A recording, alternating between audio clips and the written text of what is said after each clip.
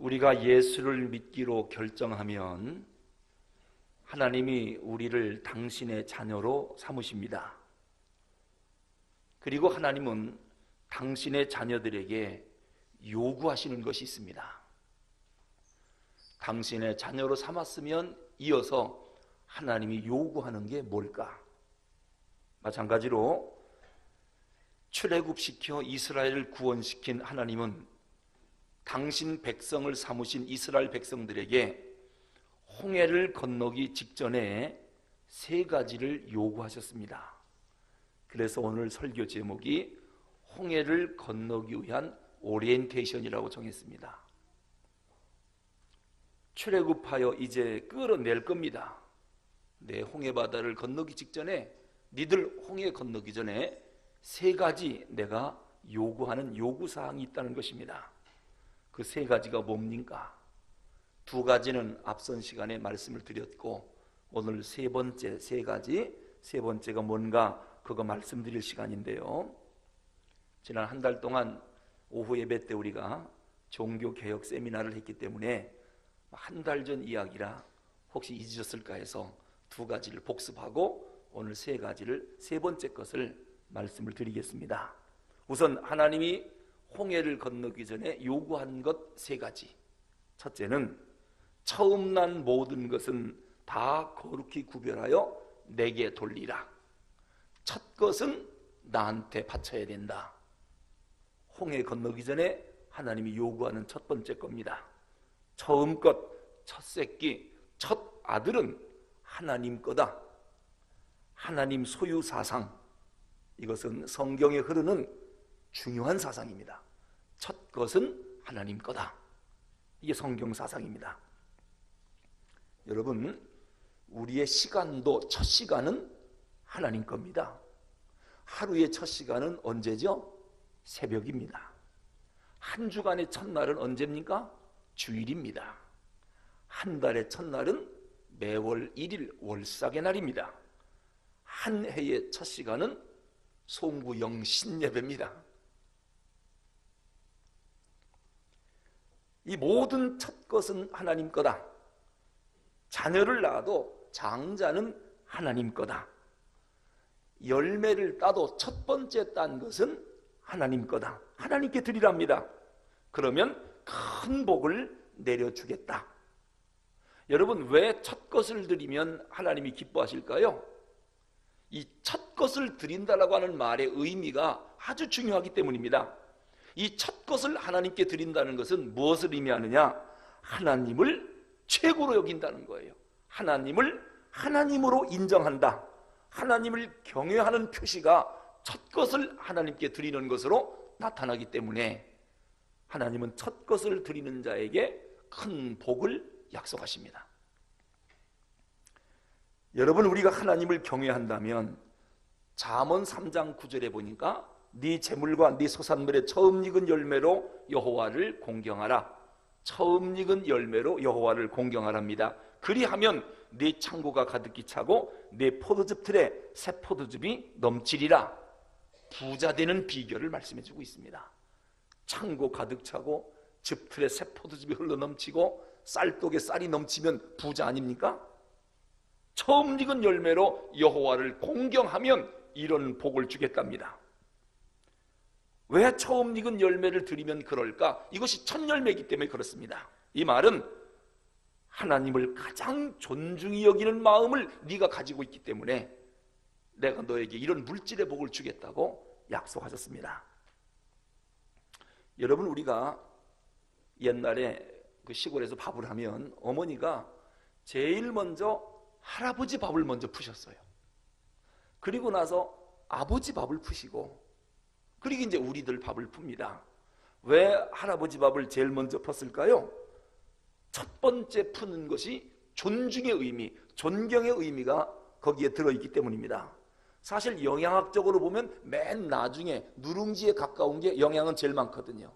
그런데도 첫 것을 할아버지 밥으로 푸는 것은 어르신에 대한 존중심, 최고로 여기는 그 마음이 첫 그릇에 있는 거예요.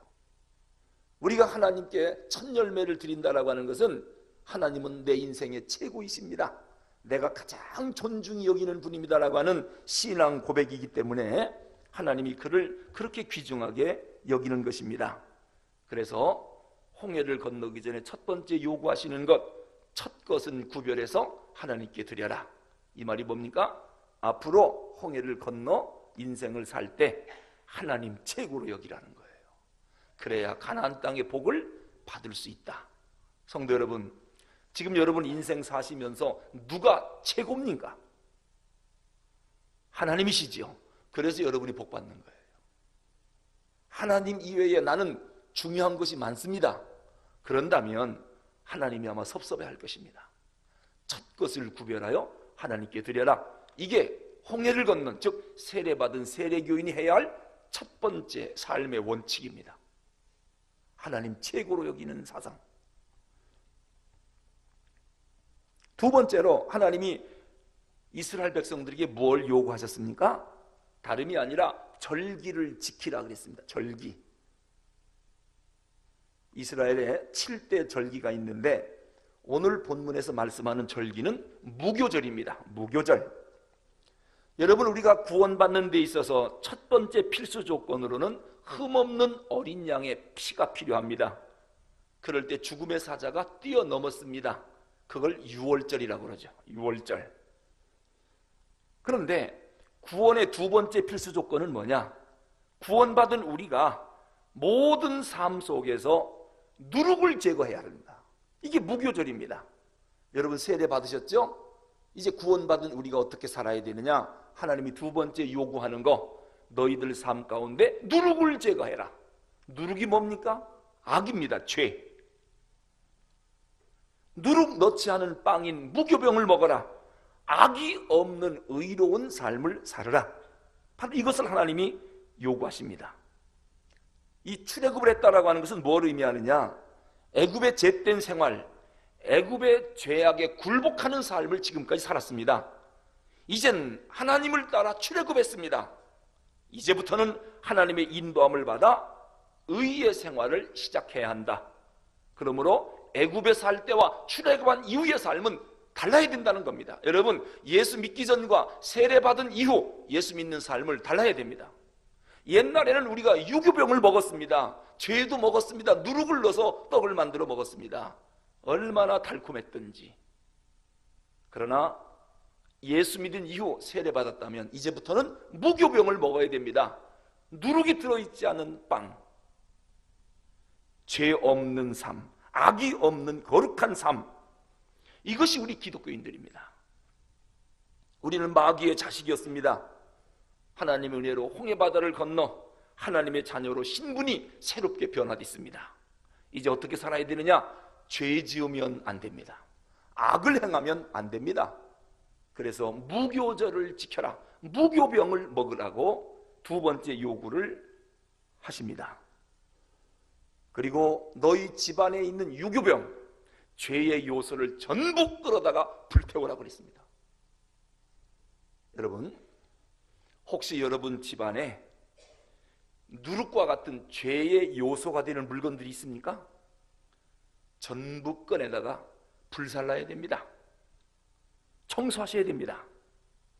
왜냐하면 출애굽한 사람들은 새 사람이요 새 백성들이기 때문에 유교병이 집안에 있으면 안 됩니다. 제가 언젠가 말씀을 드렸죠.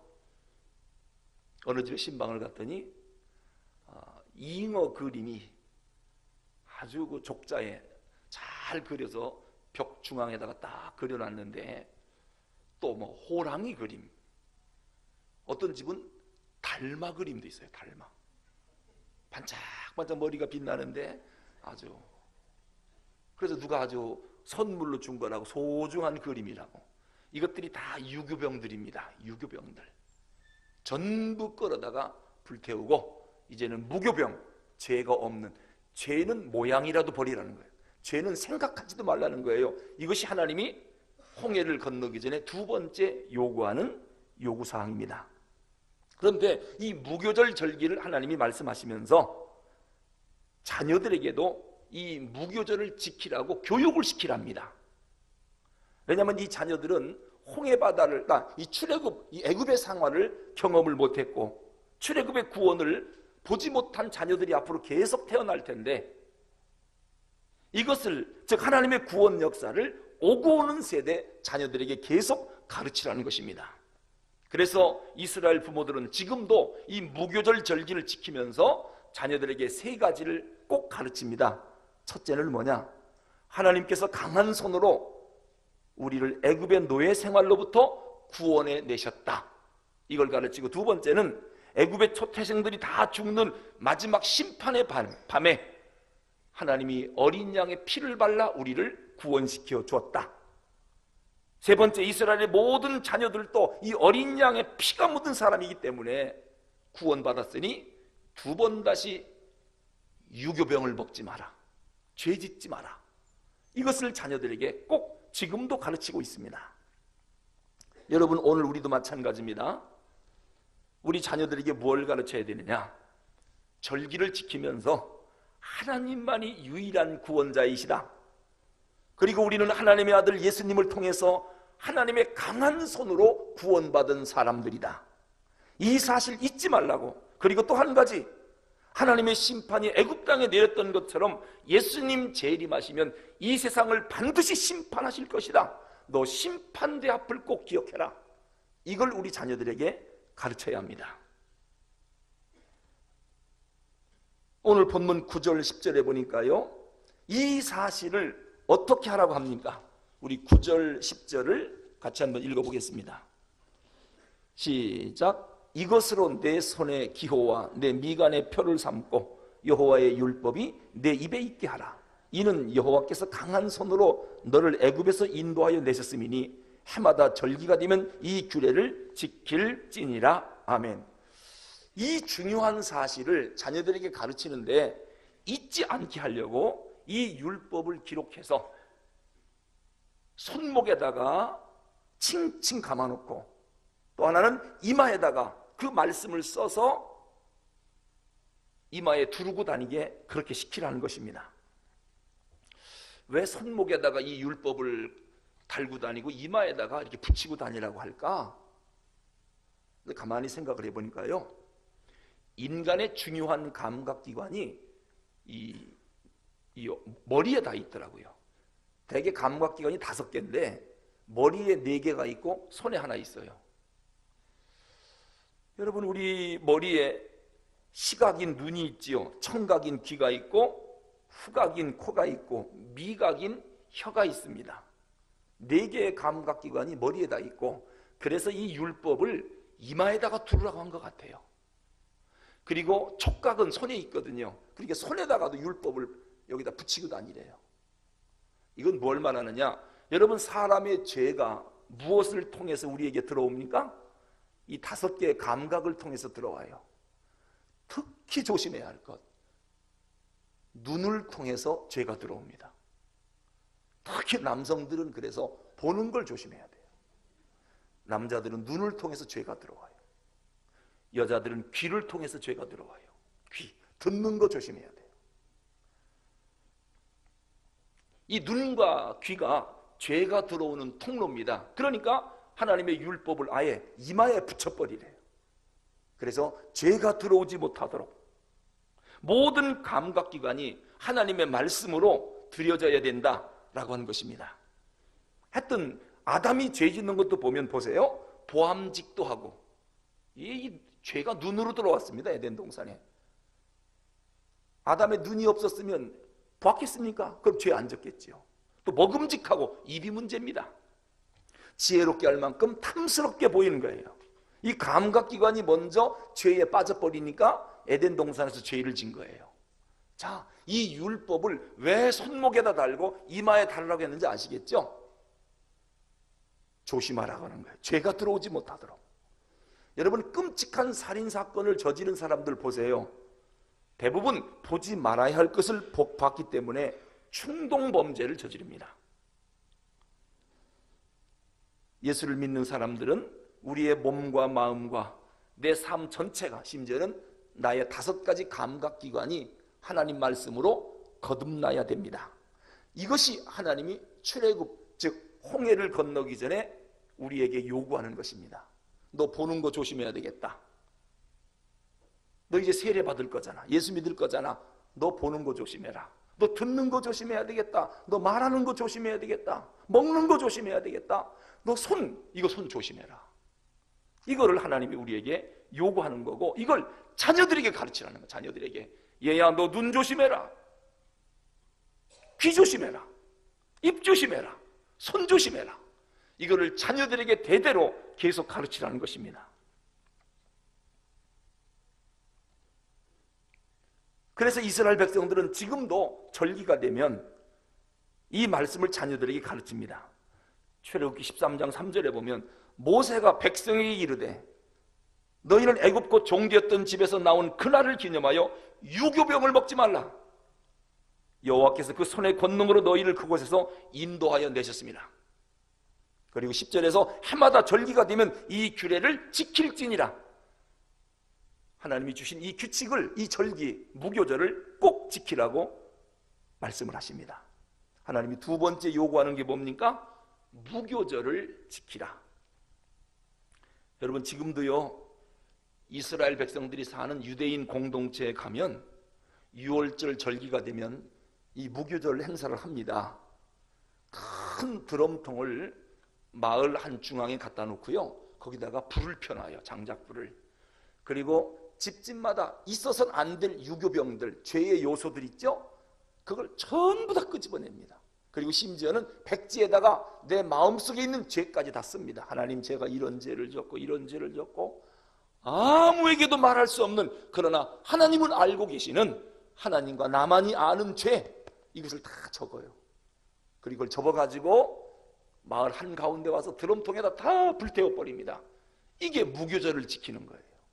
다시는 죄를 짓지 않겠다고 결심하는 행사를 해마다 합니다. 그들은요, 죄악을 청소하는 것이죠.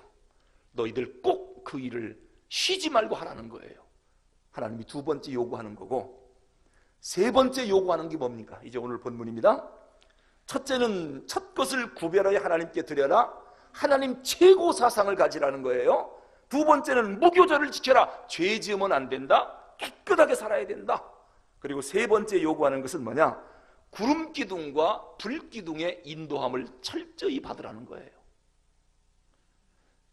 출애굽기 13장 21절 22절 우리가 봤습니다마는, 하나님이 이제 이스라엘 백성들 앞에서 가십니다. 낮에는 하나님이 구름기둥으로 그들을 인도하고 밤에는 불기둥으로 그들을 비춰서 낮이나 밤이나 진행하게 하십니다. 낮에는 구름기둥, 밤에는 불기둥, 이것이 백성들 앞에서 떠나지 아니하니라. 구름기둥과 불기둥이 이스라엘 백성이 있는 곳에는 항상 있었습니다. 떠나지 않고. 이건 뭘 의미합니까? 성령을 의지합니다.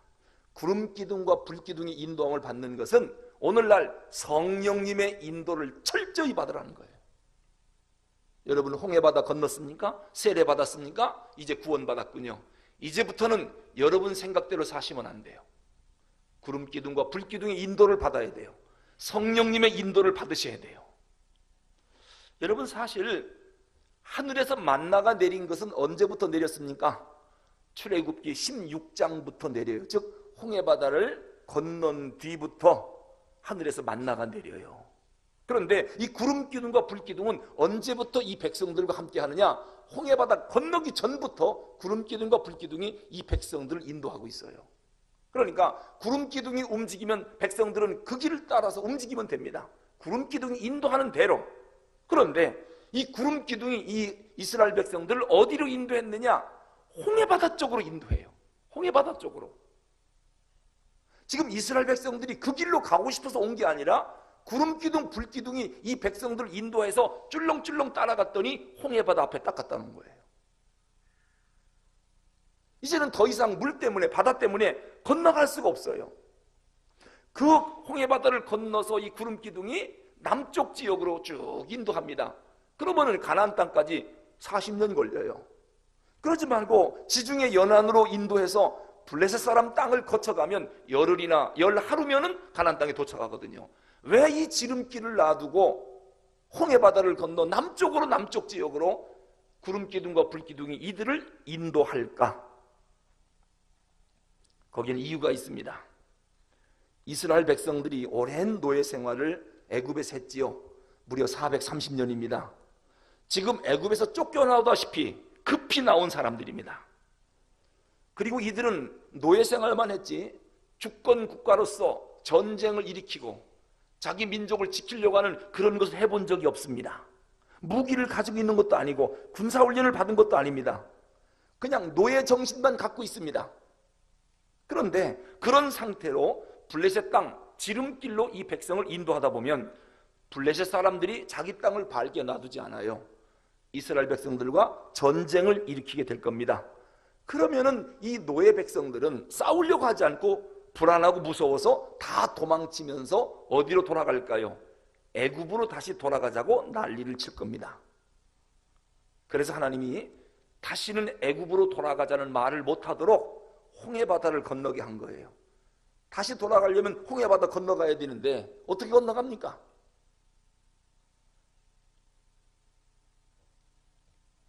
신앙은 괴롭다고 과거로 다시 돌아가는 게 아닙니다. 한번 출발했으면 끝까지 가는 겁니다. 그리고 이스라엘 백성들이 약속의 땅 가나안에 들어가야 하는데 가나안 땅에 들어가면 가나안 7족속이 기다리고 있습니다. 일단은 전쟁을 해서 그들을 몰아내고 그 땅을 하나님의 나라로 온전히 회복시켜야 할 사명이 있는데 우선 광야 생활 40년 하면서 여기서 그 백성들을 견고한 훈련을 시킬 필요가 있습니다. 그래서 광야로 인도하신 것입니다. 가나안 7족속이 호락호락 쫓겨나는 민족들이 아닙니다. 이 민족을 쫓겨내기 위해서 광야 40년 훈련이 필요하기 때문에 하나님이 구름기둥 불기둥으로 지금 광야 쪽으로 인도하고 계신 것입니다. 그리고 더 중요한 것은 이 백성들을 시내산으로 인도해서 거기서 약속의 말씀을 받게 해야 됩니다. 그리고 그 약속의 말씀을 붙잡고 가나안 땅에 들어가야 가나안 땅이 축복의 땅이 되지, 약속의 말씀도 없이 무조건 가나안 땅에 들어간다고 거기가 젖과 꿀이 흐르는 게 아닙니다. 그래서 시내산 쪽으로 인도해서 하나님의 약속의 말씀을 받게 하고 그 말씀을 듣고 가나안 땅으로 들어가게 하려고 이 백성을 지금 광야 쪽으로 인도하시는 겁니다.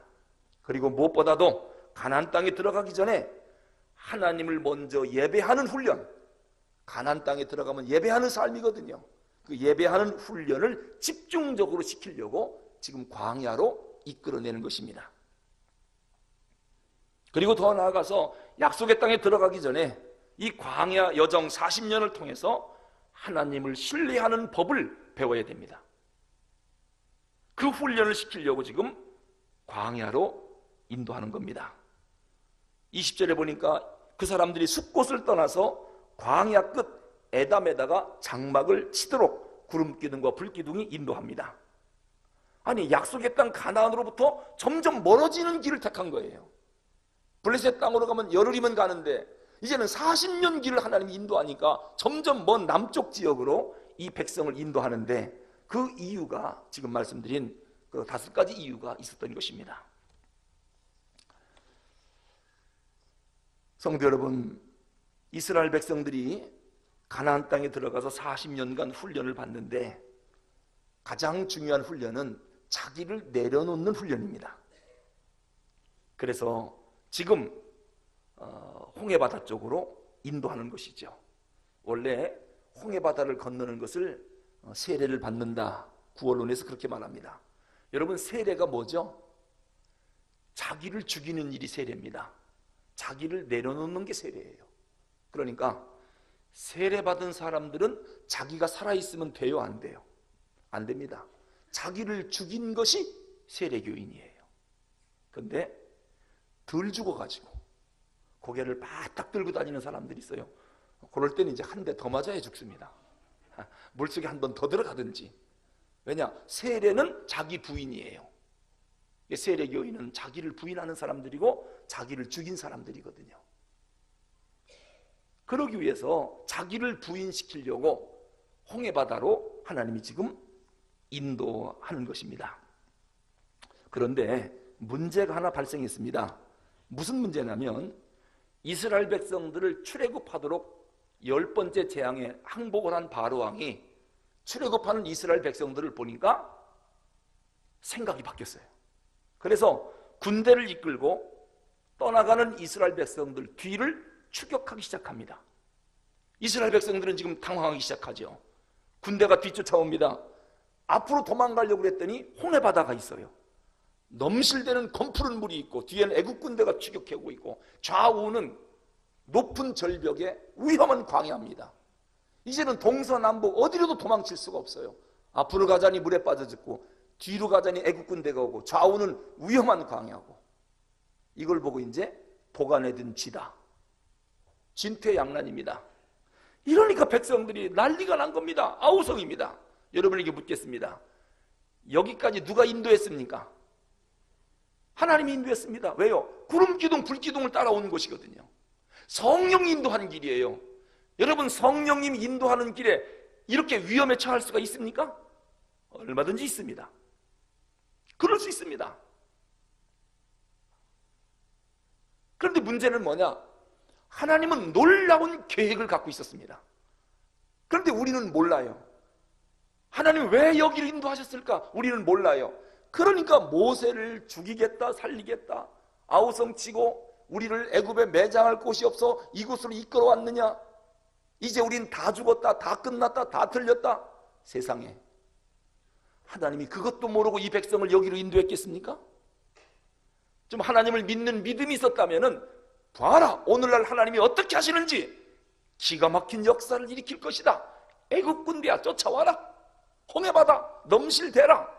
좌우 절벽 무서운 광야까지 거 무슨 상관이 있느냐? 하나님 우리를 죽이려고 여기로 인도했겠는가? 우리 하나님 그럴 리가 없다. 그리고 하나님의 역사를 바라보고 있었으면 얼마나 좋았겠습니까?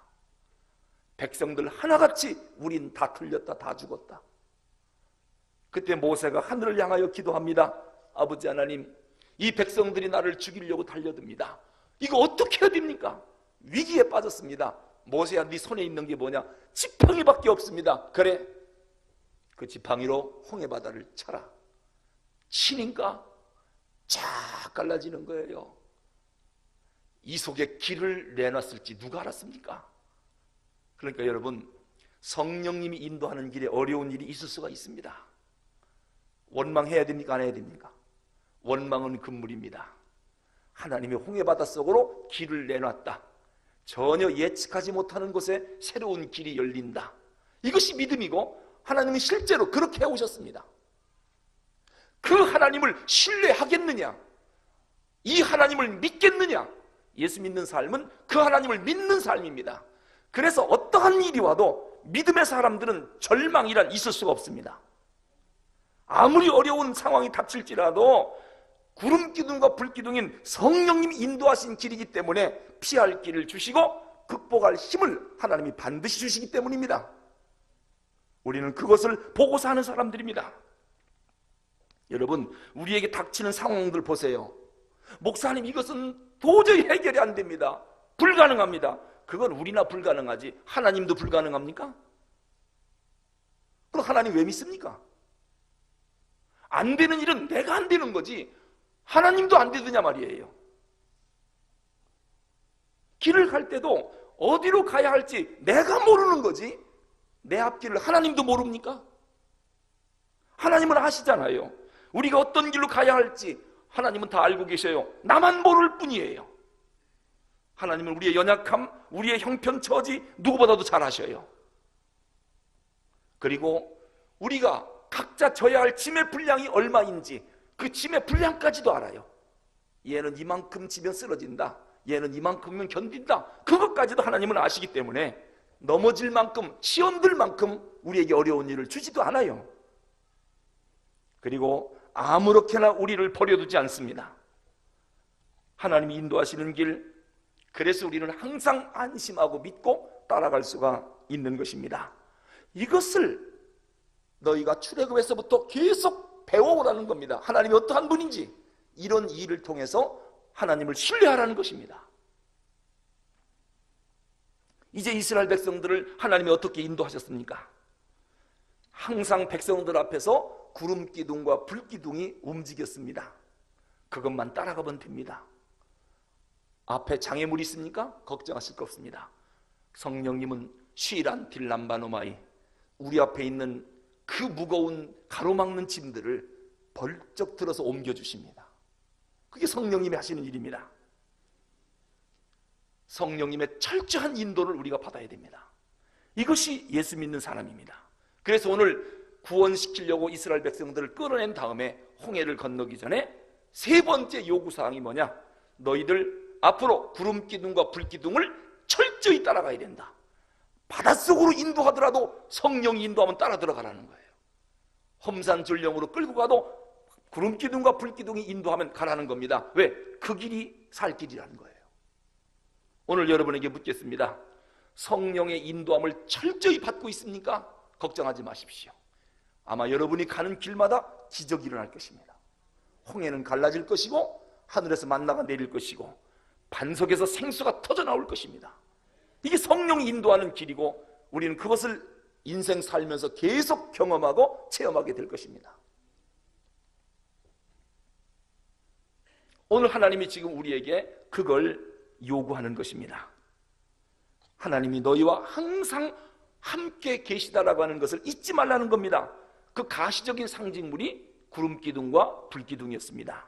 이것을 신학적으로 셰키나의 영광이라고 그래요. 하나님의 현현, 하나님이 나와 함께 하신다라고 하는 것을 구름 기둥, 불 기둥으로 증거를 삼아요.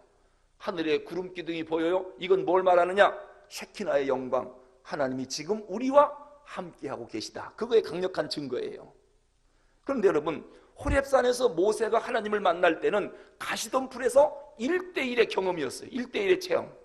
근데 지금은 구름 기둥, 불 기둥으로 200만이 넘는 이스라엘 전체가 하나님을 만나고 있는 것입니다. 아침 저녁으로.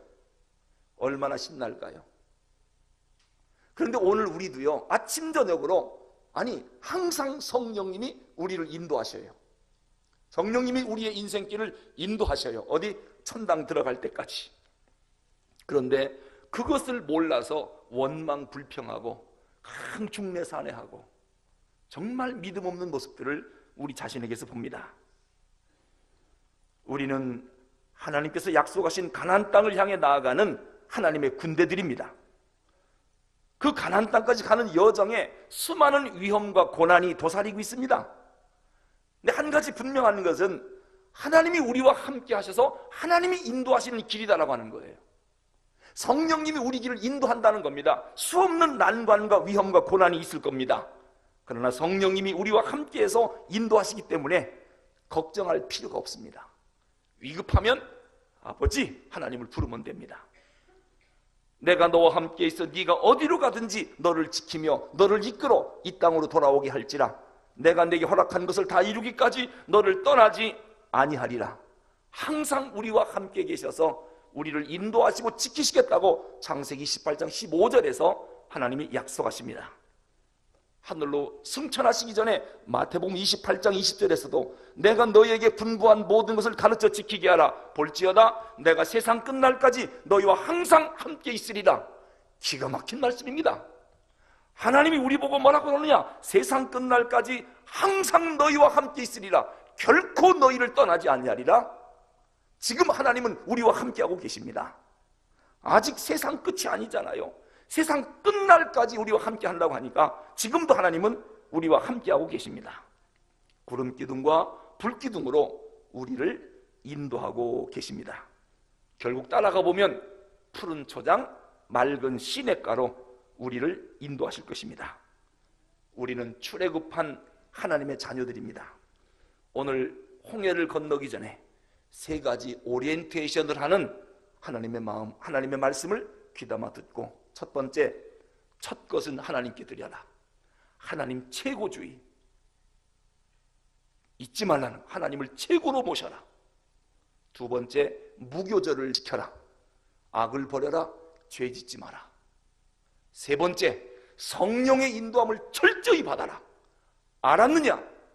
그럼 이제 홍해 건넌다.